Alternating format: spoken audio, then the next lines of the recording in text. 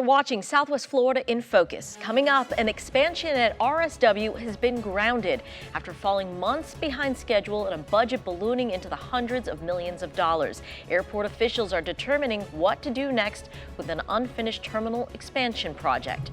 It's a battle over a bird. Conservation groups join a lawsuit to help ensure the protection of a critically endangered bird popular in the Sunshine State, the Florida scrub jay. We like to call ourselves the doorstep to space. That's Florida, the threshold to orbit. And the economic future of Florida is written in the stars. How companies like SpaceX are giving a multi-billion-dollar boost to the economy by making space big business in the state. Hello, I'm Sandra Victorova. Thank you very much for joining us.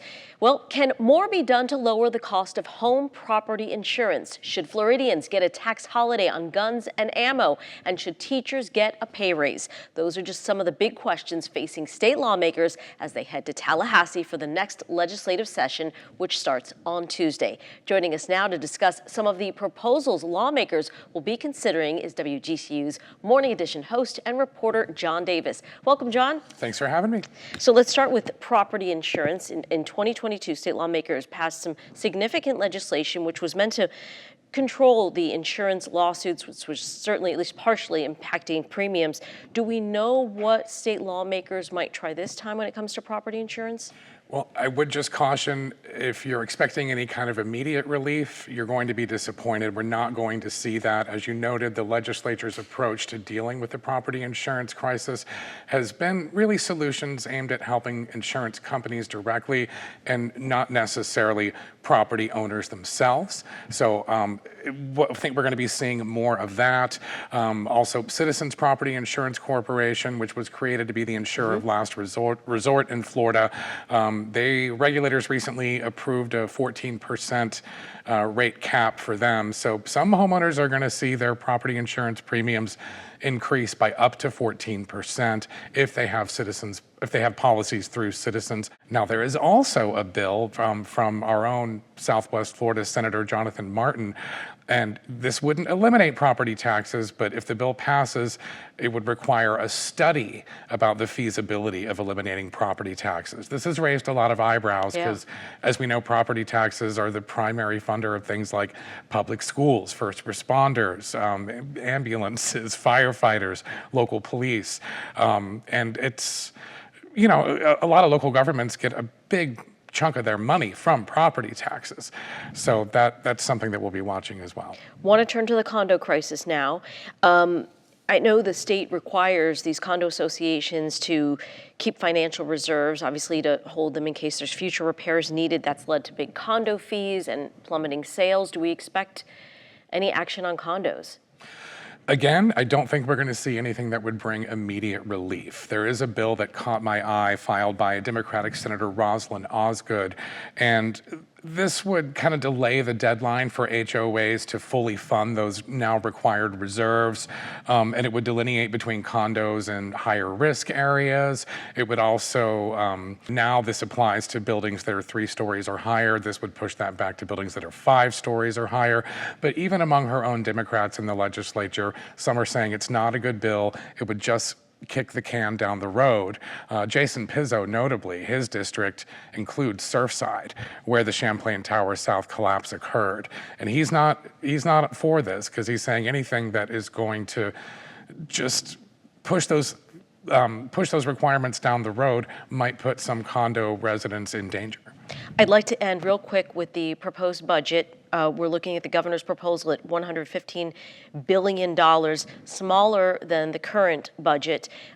Give us the highlights on that proposal. Yeah, it's about, DeSantis's budget proposal is about $3 billion less than the budget year that we're currently in, and that was not unexpected as we're getting further and further away from all that additional federal grant program funding we got during COVID.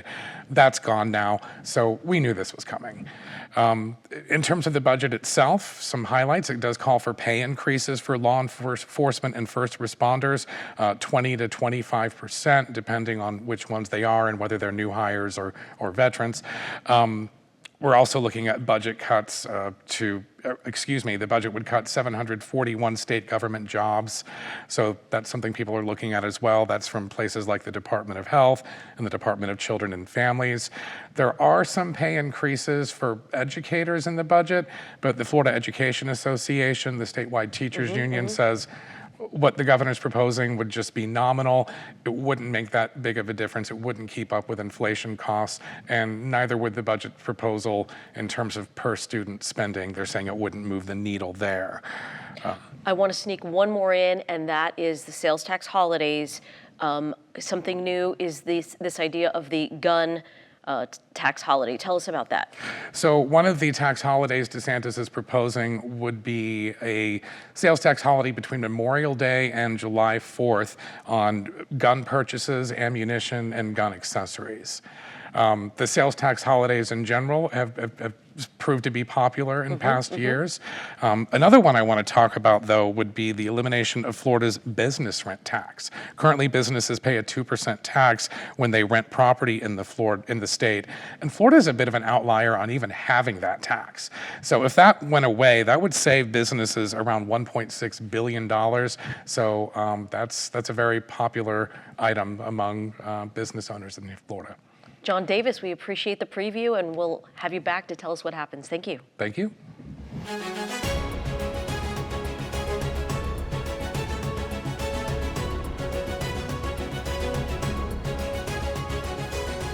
The clock is running for a contractor to put together plans, timelines, and costs to complete one part of the expansion of Southwest Florida International Airport. That work is more than a year behind schedule and likely to soar far over budget. One Lee County Commissioner acknowledges it's one of the biggest construction nightmares in Southwest Florida history. WGCU's Mike Walcher reports. This is why managers want to expand the existing terminal at the airport we know as RSW. It's crowded, and the population's booming. And this is what $331 million in contracts has bought. Unfinished work, including steel rods exposed to the elements instead of reinforcing concrete. It's been this way for a year. Manhattan Construction and a design company called Atkins North America were supposed to have finished the work 3 months ago. I'd say this whole thing is a terrible mess. Lee County Commissioner David Mullica also sits on the Port Authority board that governs RSW. He has spent many hours poring over this project's change work orders, non-compliance items, and accusatory letters. I'm frustrated, astounded. Mullica knows building. For more than 20 years, he's owned and operated construction companies, the third generation in his family to do so. And the more I dig, the worse it gets. Manhattan Construction received the contract for Phase 1 expansion in 2021.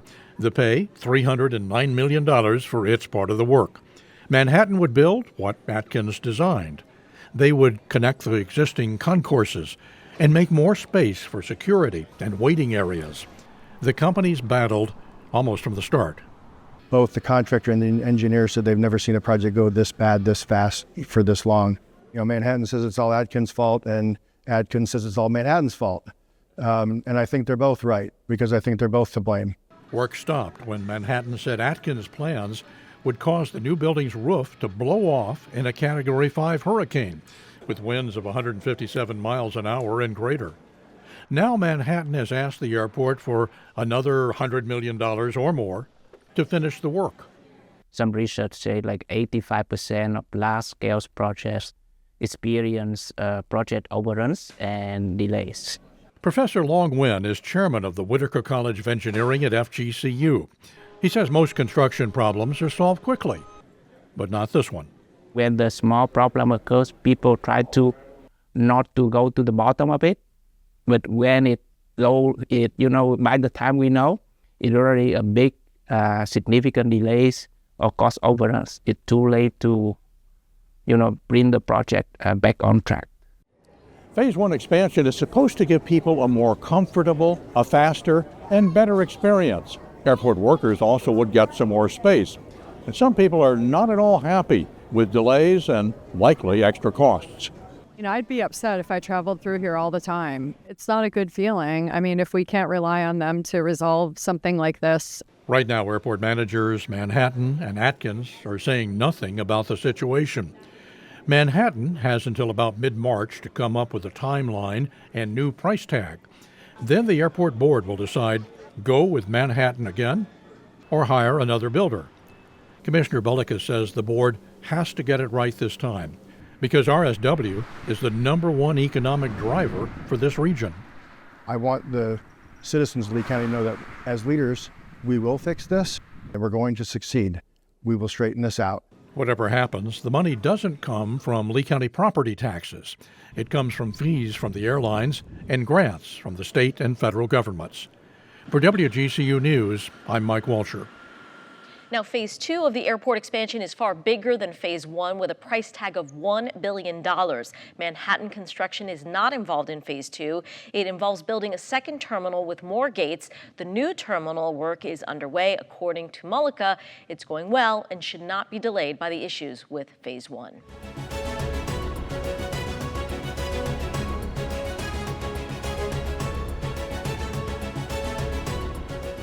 Coming up, all roads lead to Florida as NASA tries to return to the moon. How Florida's long history in space exploration has continued to expand thanks to some of the leading tech companies. Corporations are pumping billions of dollars into Florida's space industry, leading to unprecedented growth. Last year, Cape Canaveral hosted a record-setting 90 launches. Those rockets carried more than 1,300 payloads weighing more than 2.5 million pounds. Giving us a look at how the space program is changing and growing and what that means to Floridians is Brendan Burns, space reporter for Central Florida Public Media. Brendan, thanks so much for joining us. We appreciate it. Great to be here. Thanks for having me. So, I remember, the announcement that the space shuttle program was going to end and hearing that it was going to be devastating to Florida's space program. Tell us really what happened to the space industry when the space shuttle was retired and how we got to where we are now with this explosive growth. Certainly. It was definitely devastating to the Central Florida economy. It had been long planned to retire the space shuttle. The space shuttle was built to bring big, heavy things into orbit, mainly to build the International Space Station. It was NASA's pickup truck or semi-truck to get cargo into orbit. But it was also dangerous and expensive. There were 2 missions that ended in the loss of crew, 14 in total. And it was very expensive. It was not as reusable as hoped and didn't fly as often as NASA wanted. So that decision was made, it eventually ended in 2011. But NASA still needed to get stuff into space. So that's when they began the process of looking for commercial companies to ship supplies up to the International Space Station.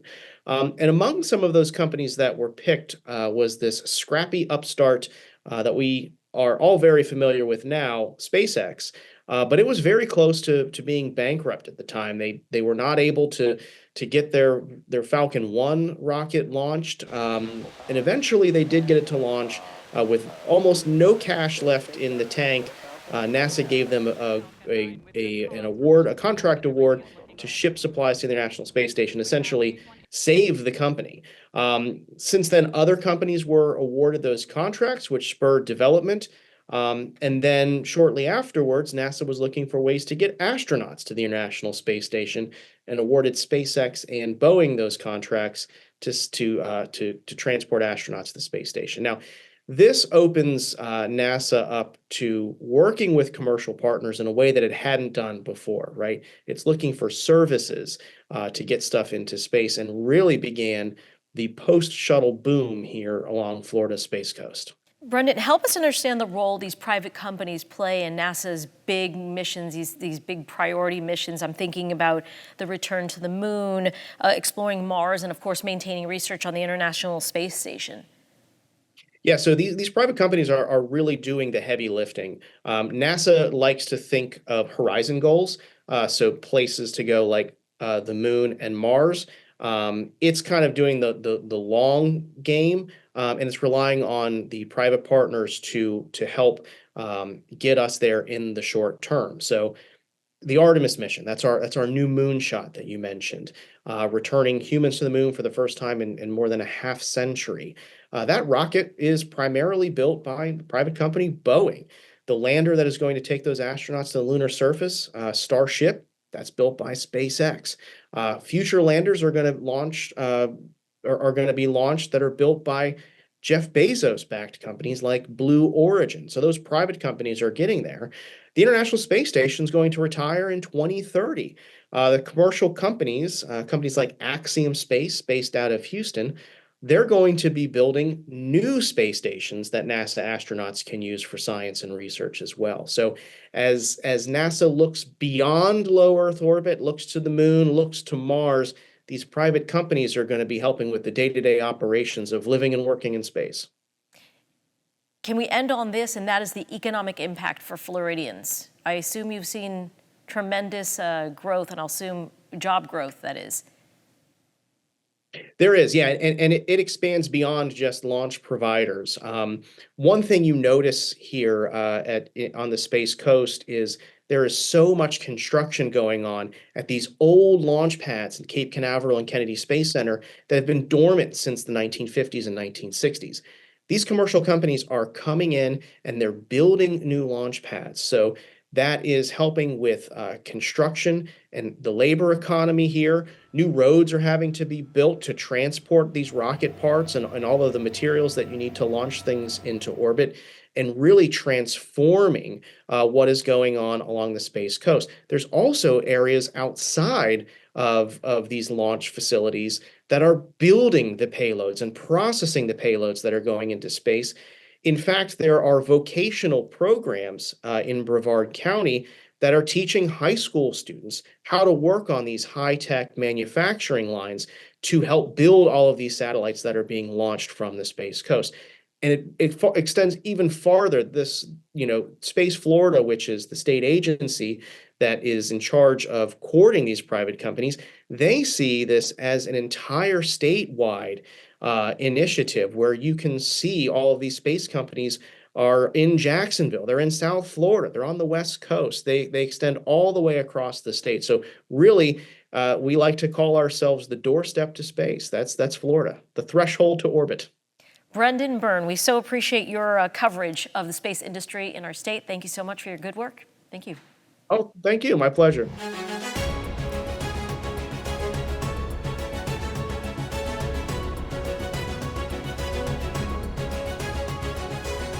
Since 1987, the Florida scrub jay has been listed as a federally threatened species because of its decreasing population and the loss of the animal's habitat. It is the only bird species exclusively found in the Sunshine State. Numerous bills have been proposed to make the scrub jay Florida's official state bird instead of the northern mockingbird. Now a lawsuit is threatening the scrub jay's protected status and looks to upend a decades-old habitat conservation plan in the process. To learn more about this lawsuit and how it could impact the Florida scrub jay recovery efforts, we're joined now by Michael J. Parr, president of the American Bird Conservancy. Michael, welcome. Thanks for your time. Yeah, thanks for asking me to join. So let's start with this. Your organization has joined 3 others recently, filing a request to defend the protections for the Florida scrub jay here in Southwest Florida. Explain that plan for us and how it's supposed to protect the bird in Charlotte County.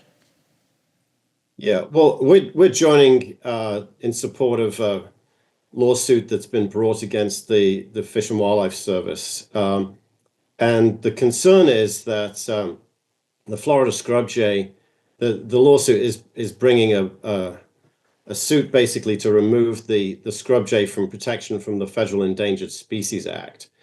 And the implications of this could be rather far-reaching because the idea of the lawsuit that's being brought that we're defending against is that a species that only occurs in one state should not be governed by the Federal Endangered Species Act. But in fact, most of the species listed under the Endangered Species Act are actually restricted to single states. This actually doesn't apply that as much to birds as some other species, but it does apply to the Florida scrub jay. It applies to some birds in Hawaii. And the purpose of the Endangered Species Act is to prevent birds from going extinct, regardless if they're in one state or multiple states. That's the intent of the act, is to protect species from extinction. So we obviously, as a bird conservation group, want to stand up for that and protect the scrub jay along with other birds that we see as conservation targets because they need the protection of the Endangered Species Act. Michael, why is this bird so controversial? Well, unfortunately, threatened species tend to be threatened because there's some kind of conflict with their habitat use. They live in places where people also want to live. And most of the most endangered birds are facing these kinds of issues. There's, economic reasons or other reasons why people want to live in scrub jay habitat. That's completely valid. I mean, we understand, people want to have a home. But in this particular case, there is a fee built into the land designed to make sure that people and scrub jays can coexist in perpetuity. So there should be a way to solve this, a way that doesn't require the whole Endangered Species Act to be unraveled. There is recourse for the landowner. I don't know if they've pursued that, but I think that would be the first avenue to look at. And if not, we have to make some decisions. What do we want? Do we want to have scrub jays at all? Because eventually, if we keep going like this, we won't have scrub jays. So there needs to be some agreement around what the limits of development are. And the science says we need at least 10,000 birds or more for the species to be safe. And we're not even quite there yet. So we need more habitat, not less. Michael J. Parr, we thank you for your time. Thank you very much. Appreciate it.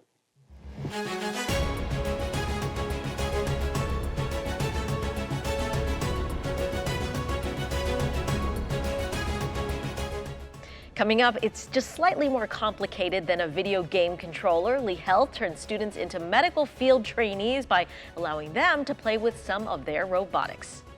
Robot-assisted surgery continues to grow worldwide. These devices allow surgeons to offer minimally invasive procedures, which lowers the risk for complications and improves recovery times. Recently, Lee Health gave students a better understanding of robots in the operating room with a hands-on approach to learning.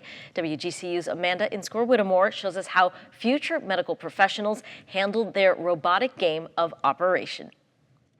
Lee Health doctors recently welcomed middle school students to test out 2 of the surgical robots used to care for patients at local hospitals.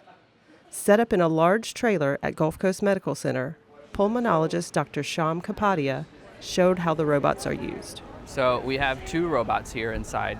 One of them is our Da Vinci, which is our minimally invasive surgical platform. We also have our Ion robotic system, which allows us to get to the far reaches of the lung to detect lung cancer. Students laughed and cheered as their classmates used the Da Vinci robot to pick up $5 bills and rubber bands. Students also used the Ion robot to insert a scope into a model of human lungs. They love it. They think it's so cool that they're able to play with the robots, actual robots, not Lego robots, but really understand the impact of what it means for them in the future. You need to know a lot of physics, math, numbers. Dr. Juan Ibarra is the program manager of robotic surgery for Lee Health. He emphasized how robots can appeal to students interested in fields beyond medicine. This robotic technology allows them to see what they can do in the medical field, but also they can do in engineering, in design. Zoe Teskey, a 7th grade student at the Crestwell School, tried using a robot. Yeah, you just kind of have to move your hands. It was hard to move it. It kept freezing, and it was really hard. Kapadia said that Lee Health doctors have performed more than 20,000 robotic procedures, 6,000 in the last year alone. These robots take care of people in a way that we weren't able to do 10 years ago. Before, we would have to make a large incision, as opposed to now we can make really small holes and take care of the disease that's going on inside your body. Kapadia is also passionate about educating kids on lung health and the effects of smoking and vaping. And why do you avoid that stuff? It causes cancer, right? And you want to be able to play with robots, not have one inside you. For WGCU News, I'm Amanda Inscore-Whittemore. Coming up next week, the robo-revolution continues. We head to Babcock Ranch to learn about the new technology that is developing first-of-its-kind homes in Southwest Florida and could lead to the future of construction. And nighttime is a critical part of the day to restore your body and mind. With daylight savings time on the horizon, a look at how your sleep schedule will change and how that can impact your overall health. Those stories and more next week. And for more in-depth interviews and previous segments, be sure to like and subscribe to our YouTube channel to keep up with everything important to Southwest Florida. Thank you for joining us and have a great week.